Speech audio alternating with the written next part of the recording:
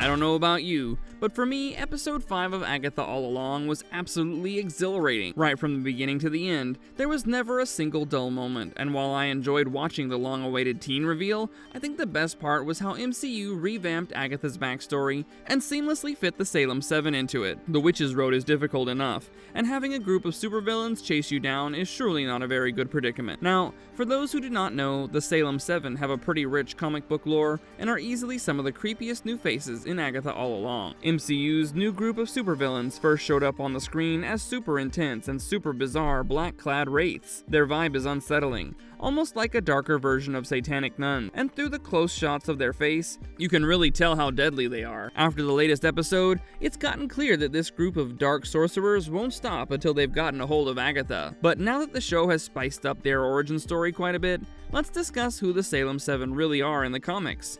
Without wasting another moment, let's get right into it. Before we go into our explanation, we have a very small request. If you like our content, please support us by subscribing to our channel. This is a small click for you, but for us it means a lot. Thank you. Let's begin. Who are the Salem Seven from the Marvel comic? In Marvel's comic canon, the Salem Seven, who are actually called the Salem Seven, are a bit less creepy than their MCU versions. The group consists of Thorn, Gazelle, Vacuum, Vertigo, Bruticus, Hydron, and Reptilla. They're not exactly your typical witches, since there are men in the group, and their powers, though magical, work more like mutations and shape-shifting abilities. But one thing both the comics and the live-action versions have in common is their connection to Agatha Harkness. Comics, the Seven are actually her grandchildren. Son Nicholas Scratch, who is a warlock, fathered the group with 7 different women, whom inherited their magical abilities from him. Scratch, in turn, got his powers from his mother, Agatha Harkness. So Fantastic Four Volume 1, Issue 186, which was written by Len Wein, is fittingly titled Enter Salem Seven, and this issue picks up in the middle of a storyline where Agatha Harkness and the Fantastic Four are captured and locked up in a New Salem dungeon. In the comics, New Salem is located in Colorado, but as we see in the first 2 episodes of Agatha All Along, there's a clear connection between New Salem and Westview, the town Wanda held in a sitcom-like state during WandaVision. In the comics, New Salem is a secret place where witches and warlocks can live their magical lives in peace. Think of it as some kind of Halloween town. Here, the Salem Seven are locals who have magical, mutant-like powers, and at first they don't seem too scary, but their long-standing grudge against Agatha turns them into serious threats. When Agatha left her old ways to take on the role of being a caretaker for Reed Richards, Storm's son, Franklin, orders the Salem Seven to bring Agatha back to New Salem for a trial, where the group will judge her for what they see as a betrayal, for leaving their hidden community and revealing herself to the outside world. Nicholas' real plan, though, is to use Franklin's body to host his own soul. But things don't go as planned, as Agatha stripped the Salem Seven of their powers and banished Nicholas Scratch. The Salem Seven eventually managed to undo Agatha Harkness' spell and got their powers back, leaving her weak and vulnerable. They used this moment to imprison Agatha and burn her at the stake. Afterward, Agatha's spirit reached out to Scarlet Witch and Vision, guiding them to New Salem to face the Salem Seven. With help from one of the 7, Gazelle, they take on the rest of the group. In the process of killing the Salem Seven, Scarlet Witch ended up destroying New Salem, but even in death, their spirits came after her for revenge. In the end, Wanda, Vision, and Agatha's astral form trapped a demonic entity named Samhain inside the Seven, which freed Agatha. The Salem Seven definitely have a complicated family tree, and were originally created by Len Wein, but other writers like Marv Wolfman, Steve Eagleheart, Roberto Aguirre Sacasa, and Christopher Yost expanded their story over time. Their storyline has evolved as well. Yost's 2014 comic, New Warriors, even had them working as allies to the Marvel superheroes. Still, their origins tend to stay same old,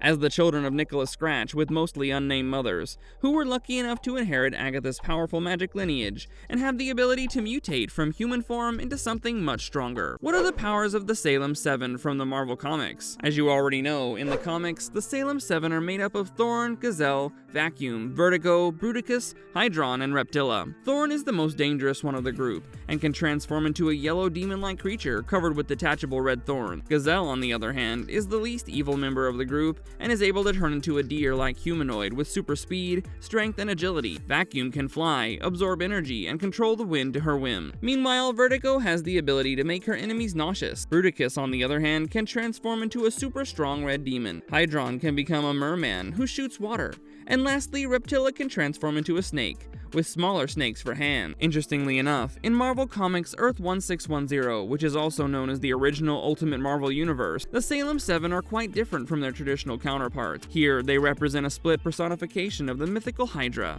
taking on the form of Agatha Harkness. The Salem Seven in this universe includes Alpha Dog, Filament, Synchron, Neuropath, Primal Screamer, Penultimate, and Ghostware. Alpha Dog has super strength, while Filament can shoot energy blasts. Synchron, on the other hand, is super fast, and Neuropath can manipulate emotion, similar to how Mantis does in the MCU. Then Primal Screamer can unleash powerful sonic scream. Penultimate is a shape-shifting robot, capable of creating weapons. And lastly, Ghostware has the ability to phase through objects like vision. Come on, someone finish the story!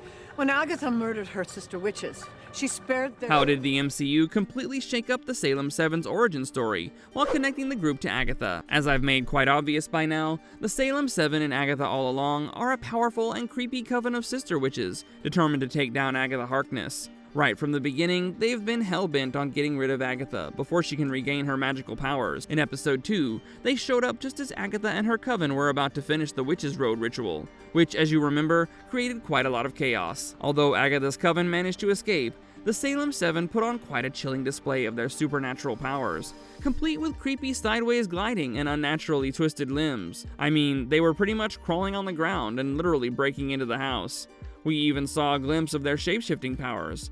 Now, I did not know if they have more of a human form, but in episode 2, we see a crow, a rat, and a coyote watching Agatha at different moments, suggesting that the Seven can either control these animals or transform into them. This fits with their comic book background, where they're shapeshifters that can take on animal forms. It also aligns with their names in the MCU, as the credits reveal that aside from their leader, Vertigo, who's played by Okui Okpokwasili, and has the ability to disrupt equilibrium, which can make her victims so sick they're incapacitated. Each member of the Seven is named after a different creature, like snake, crow, fox, rat, owl, and coyote. Now, even if you hide yourself in an enclosed parallel dimension of the Witcher's Road, you can run, but you can't hide from the Salem Seven. They're back, and with more vengeance than ever, creeping through the dark forest in their animal forms while whispering Agatha's name in the most unsettling way. Right from the first moment in episode 5, we see the Salem Seven on the Witch's Road, literally sniffing their way to reach Agatha.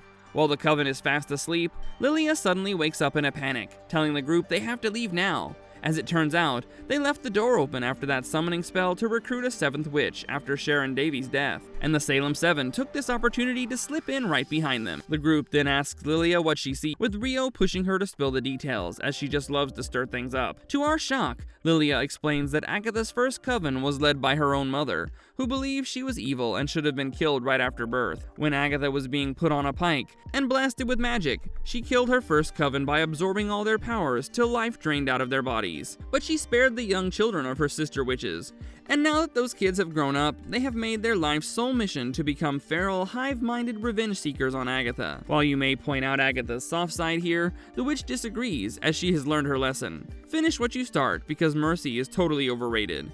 Naturally, the coven gets into a spat, and Jen thinks Agatha is the worst for killing her coven. But Rio backs her up, saying her own mom tried to have her executed. But the coven has no time to keep arguing, with the Salem Seven closing in fast. So Teen suggests they make a quick getaway on brooms, which she calls Hexenbessen.